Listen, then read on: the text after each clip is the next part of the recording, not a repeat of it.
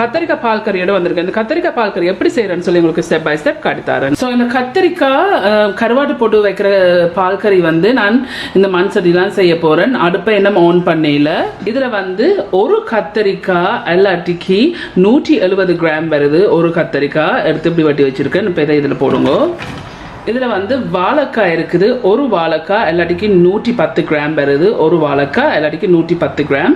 இதையும் இதில் போடுங்க. இதில் வந்து சின்ன வெங்காயம் இருக்குது. ஒரு அளவான வெங்காயம் வேண்டாம் 6 எல்லாட்டிக்கு 45 கிராம் சின்ன வெங்காயம். இதையும் இதில் போடுங்க. இதில் வந்து சின்ன பச்சை மிளகாய் இருக்குது. 4 சின்ன பச்சை மிளகாய். இதையும் இதில் போடுங்க. இதில் வந்து உள்ளி இருக்குது. 3 உள்ளி. இதையும் இதில் போடுங்க.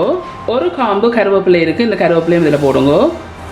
இதில் வந்து கருவாடு இருக்குது. 35 கிராம் கருவாடு எடுத்து ஒரு 25 நிமிஷம் தண்ணியில் ஊற வச்சு கழுவி வெட்டி வச்சிருக்கிறேன். இதையும் இதில் போடுங்க.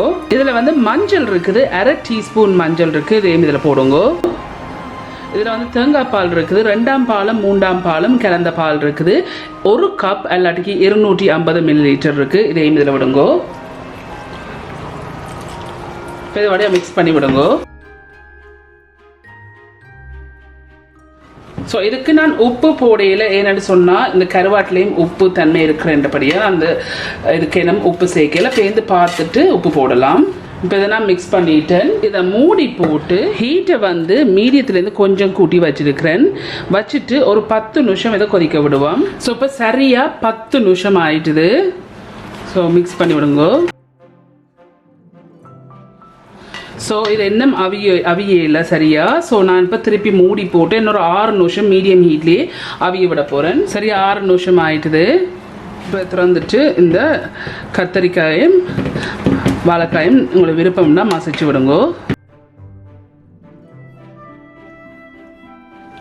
ஸோ இனி நீங்கள் உப்பை செக் பண்ணி பாருங்கள். நீங்கள் கருவாடு போட்டிங்கன்னு சொன்னால் இந்த கருவாட்டில் உப்பு இருக்கிறபடியாக உப்பு தேவைன்னு சொன்னால் நீங்கள் உப்பு ஆட் பண்ணலாம்.